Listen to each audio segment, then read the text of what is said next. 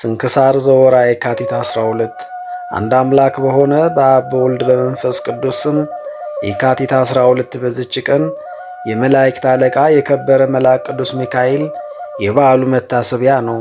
በዚችም ዕለት የከበረ ቅዱስ ሚካኤልን እግዚአብሔር ወደ ራእይታዊ ወደ ሶምሶን ላከው።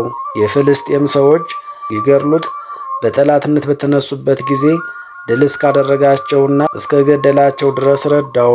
ተጠምቶም ለሞት በተቃረበ ጊዜ የመላእክት አለቃ ቅዱስ ሚካኤል ተገለጠለትና አጸናው። እግዚአብሔር ከአህያ መንጋጋ አጥንት ውሃን አፈለቀለትና ጠጥቶ ዳነ። ዳግመኛም ከሚስቱ ጋር ተስማምተው ዓይኖቹን አሳወሩ፣ የራሱንም ጠጉር ላጩ፣ አሰሩትም። ከዚህም በኋላ ለጣዖቶቻቸው በዓልን ባዘጋጁ ጊዜ ሶምሶንን ወደ ጣዖቶቻቸው ቤት ወሰዱት። በዚያም 3000 ያህል ሰዎች ተሰብስበው ነበር። የከበረ ቅዱስ ሚካኤልም ተገለጠለትና ኃይልን መላው። የዚያንም ቤት ምሰሶዎችን ነቀላቸው። ቤቱም በላያቸው ወድቆ ከእሱ ጋር ሁሉንም ገደላቸው። ለእግዚአብሔር ምስጋና ይሁን። እኛንም በከበረ መልአክ በቅዱስ ሚካኤል አማላጅነት ይማረን ለዘላለሙ አሜን። በዚህችም ቀን ተጋዳይ የሆነ የከበረ አባት አባ ገላስዮስ አረፈ። የዚህ ቅዱስ ወላጆቹ እግዚአብሔርን የሚፈሩ ምዕመናን ናቸው። ጥበብንና የቤተ ክርስቲያንን ትምህርት አስተማሩትና ዲቁና ተሾመ። ከታናሽነቱ ጀምሮ ይህን ዓለም ንቆ ተወ። የክብር ባለቤት የሆነ የክርስቶስን ቀንበር መሸከም በምንኩስና ሆኖ በትጋት እየጾመ እየጸለየና እየሰገደ ታላቅ ተጋድሎን ተጋደለ። እግዚአብሔር መርጦት በአስቄጥስ ገዳም ባሉ መነኮሳት ላይ ቅስና ሾመው።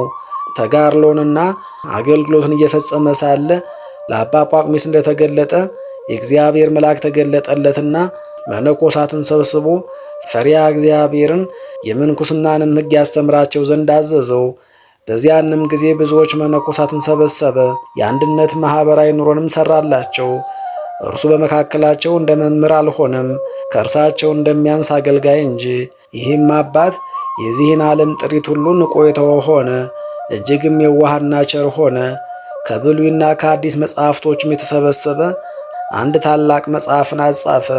ለማጻፊያውም ዋጋ 18 የወርቅ ዲናር አወጣ። ከእርሱ ሊጠቀሙ በሚፈልጉ ጊዜ መነኮሳቱ እንዲያነቡት በቤተ ክርስቲያን ውስጥ በአትሮንስ ላይ አኖረው። አንድ መጻተኛ ሰውም አረጋዊ አባ ገላስዮስን ሊጎበኝ በገባ ጊዜ ያንን መጽሐፍ አየውና ማረው።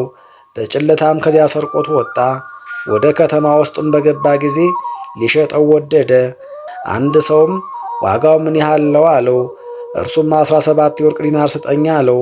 ያ የሚገዛውም ሰው ያልከውን እሰጥሃለሁ፣ ነገር ግን ለወዳጅ እስካሳየው ታገሰኝ አለው። ያሳየውም ዘንድ ሰጠው። የሚገዛው ሰው ግን ወደ አባ ገላስዮስ ወሰደውና ተመልከትልኝ፣ መልካም ከሆነ ገዛዋለሁ አለው። አባ ገላስዮስም ያመጣውን ሰው ካንተ ምን ያህል ፈለገ አለው። 17 የወርቅ ዲናር አለው። ቅዱስ ገላስዮስም መጽሐፉ መልካም ነው፣ ዋጋውም ቀላል ነው፣ ግዛው ብሎ መለሰለት። ወደ ሌባውን በተመለሰ ጊዜ አባ ገላስዮስ የነገረውን ሰውሮ ለአባ ገላስዮስ አሳየውት። እርሱ ዋጋው በዝቷል አለኝ አለው። ሌባውም ያ ሽማግሌ ሌላ የተናገረ ነገር የለምን አለው። አዎ የለም አለው። ሌባውም እንግዲህ እኔ ያልሸጠውም ብሎ ወደ አባ ገላስዮስ ሄዶ ከእግሩ በታች ወድቆ ለመነው። ሰይጣን አስቶኛልና ይቅር በለኝ፣ መጽሐፍህንም ውሰድ አለው። የከበረ ገላስዮስም እኔ መጽሐፉን መውሰድ አልሻም አለው። ሌባውን በፊቱ እያለቀሰና እየሰገደ ብዙ ለመነው። በብዙ ድካምም መጽሐፉን ተቀበለው። ማንም ያወቀ የለም። እግዚአብሔርም ትንቢት የመናገርን ሀብት ሰጥቶት ድንቆች ታምራቶችን አደረገ። በአንዲትም ዕለት ለገዳሙ መነኮሳት አሳ መጡ። ባለወጡ አሳውን አብስሎ በቤት ውስጥ አኑሮ አንዱን ብላቴና ጠባቂ አድርጎ ወደ ሥራው ሄደ። ብላቴናውም ከዚያ አሳ በላ።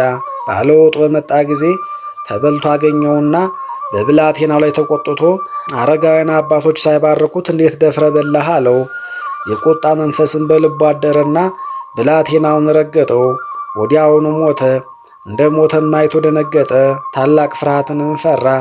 ሄዶ ለአባ ገላስዮስ የሆነውን ሁሉ ነገረው። እርሱም ወስደ ከቤተ መቅደሱ ፊት አስተኛው አለው። ሰውየውም እንዳዘዘው አደረገ። ወደ ማታ ጊዜም አረጋውያን መነኮሳት በቤተ ክርስቲያን ውስጥ ተሰብስበው የማታውን ጸሎት አድርሰው ወጡ። አረጋዊ አባ ገላስዮስም በወጣ ጊዜ የሞተው ብላቴና ተነስቶ በኋላው ተከተለው። ከመነኮሳትም ማንም አላወቀም፣ ለማንም እንዳይናገር አዘዘው። የተመሰገነ አባ ገላስዮስም ያማረ ትሩፋቱንና ተጋድሎውን ፈጽሞ አድርሶ እግዚአብሔርንም አገልግሎ ይህንንም በጎ መታሰቢያ ትቶ ከዚህ ከኃላፊው ዓለም የሚለይበት ሲደርስ በሰላም አረፈ። ለእግዚአብሔር ምስጋና ይሁን፣ እኛንም በጸሎቱ ይማረን፣ በረከቱም ከእኛ ጋር ትኑር ለዘላለሙ አሜን። በዚህችም ዕለት የዶርቃስ መታሰቢያዋ ነው። ለእግዚአብሔር ምስጋና ይገባል፣ አሜን። ጌታ ሆይ ከብልጽግናቸው ብዛት የተነሳ ብዙ መባ ካገቡት ይልቅ የዳዊቱን አነስተኛ መባ እንደተቀበልክ ለሁል ጊዜ የሚያገለግሉ አላፍ መላእክትን እያሳሰብኩ በችግሬ ጊዜ የማቀርብልን ምስጋና ተቀበል።